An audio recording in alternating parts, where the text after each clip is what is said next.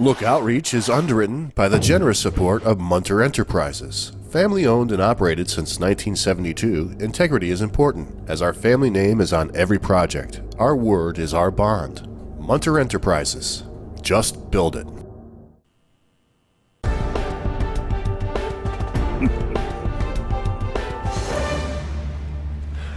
Welcome back, everyone. Well, anybody who follows this program at all knows that I really admire independent voices. And when it comes to politics, I really admire independent voices. And anyone who watches the Warren County Board of Supervisor meetings knows that there's that one gadfly there who really is an independent voice. And as a result, really keeps everybody on their toes and raises the kind of questions that you would hope in a democracy would be raised instead of a bunch of backroom deals. And that person is sitting right here. Buddy of mine, this is Doug Beaty. Hey, well, Jesse, as you know, I'm more comfortable here than I am at my own house, so thanks for having me. Oh, welcome. Queensbury Supervisor at large. Does that have anything to do with your size? Or well, both. It's got, if you're over 200 pounds, you're at large. Oh, okay. So I qualified. What's that mean? Well, really, Queensbury at large means I represent the whole town. Around your arm there. Go ahead. I represent the whole town of Queensbury. Yeah. Queensbury's got 30,000 citizens, 18,150 registered voters. So when I run for the at-large position, I have to run town-wide. Yeah, got it. Whereas somebody in Glens Falls would want to run in their ward. Yes, okay, right. so they'd have a lot less voters, obviously, because it's only Glens Falls has 5 wards. But Queensbury is at large, so everybody gets a shot at me, Jesse. Yeah. That's how it works. And you want to say, again, a lot of people talk to Doug about a lot of things, and as you know, with constituents, you know, if something affects them personally, it's the biggest thing in the world. Mm-hmm. And when you've got 30,000 potential people thinking that whatever is on their mind is the most important thing in the world, you really have to try to mine that field, right? Well, I enjoy it. Yeah, I know you do. I get a call from somebody, what about the culverts, Doug, on the Country Club Road, which is, I got on the phone with Mr. Tennyson. He actually emailed him. He got on top of it. But yeah, that's just part of the job, and I enjoy that. Well, you know what? Time with you is precious, and there are a couple of things. Now, we, as many of you know, we broadcast the Warren County Board of Supervisor meetings in their entirety, unedited and uninterrupted. And I spotted a couple of issues. I just wanted you to kind of give me a little bit more of the story around. Okay.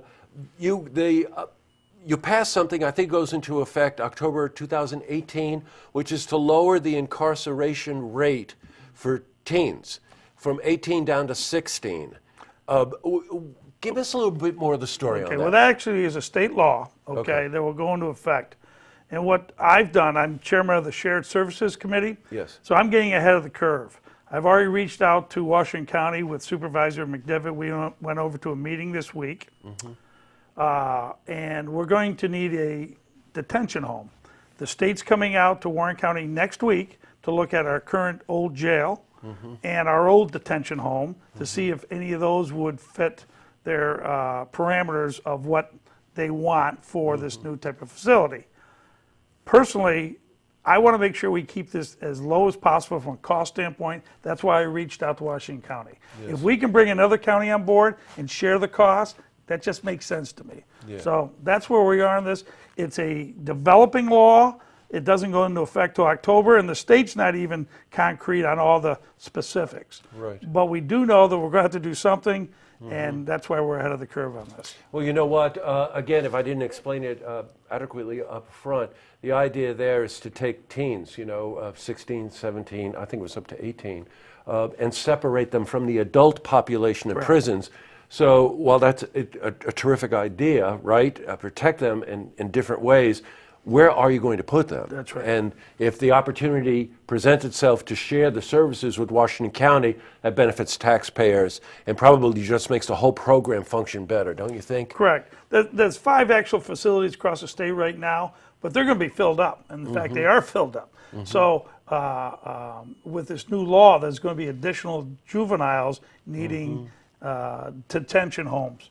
So at the end of the day, we in the North Country are going to try to work with other counties, at least Washington County, hopefully, and come to some type of conclusion to save everyone some tax dollars instead of having every county do their own thing, which is much more expensive. Got it. There's one, and I don't want to get stuck in the weeds on this one, but I have been hearing from our viewers about this. There is something going on primarily in Essex County, but does affect the whole southern Adirondack region with regards to storing railroad cars. And can you give us a little bit more of the story on this? That's a great question. Iowa Pacific owns the railroad line up in Essex County. Right. One of their business models is we need to make more money, which we all agree that's not a bad thing. They are contracting with companies that own old rail cars to store them up in the Adirondacks. Now that's personally, that's offensive to me. I think it's offensive to all the supervisors, not just in Warren County, but obviously in Essex County, but it's offensive to a lot of people around the state. Now, I'm not saying they don't have a right to do business the way they feel they need to do, but hopefully we can come to some type of compromise so they don't store old rail cars up in the Adirondacks. They're going to park them there. Up to 2,000, they have the right to do that. So this is kind of disconcerting to me. Hopefully we can figure out a way to get around that and still keep Iowa Pacific happy, but not store old cars up in the Adirondacks. I don't want you hiking up there, Jesse, and find these old rusted cars and think, what the heck is going on here? Well, you know what? I couldn't believe it when I first was found out about it. I was watching the Warren County Board of Supervisors meeting, and I was like, cars? Did they mean automobiles? And then I thought, no, they're talking about railroad cars. Up to 2,000 railroad cars that would be stored on track. Now, doesn't Iowa Pacific have a lease agreement with Warren County to use a track to get through? Right. Yeah, okay. They have a lease agreement with us to use the track, but they own the track in Essex County. Yeah. And I can tell you that Elise Stefanik's done a great job on trying to figure out solutions to this problem. We had a conference call yesterday with her office, with Iowa Pacific people, with other key people in the federal government, trying to figure out what we can do as a collective group to come to some type of compromise. So I applaud her for taking the lead on this. Obviously, that's her district, but she's doing a great job on this. Now, whether we can come to a compromise and another solution, I don't know yet. Right. It's still early in that process, Right. but I can tell you we're working hard on trying to keep the Adirondacks Well, you know what? Hence the independent voice.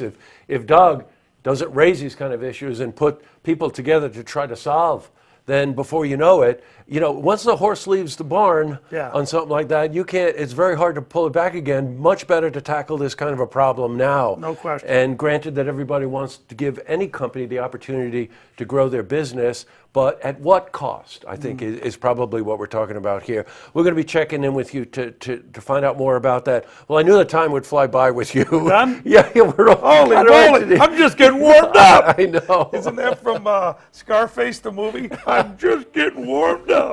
Hey, by the way, I want to note that you won by a huge margin. Yeah. You just we just went through the election, as you know, and you did, didn't you? Yeah, I appreciate that. I was probably more surprised than anybody. Over 5,000 votes, that's a record amount for that position ever. I just think they appreciate my independence.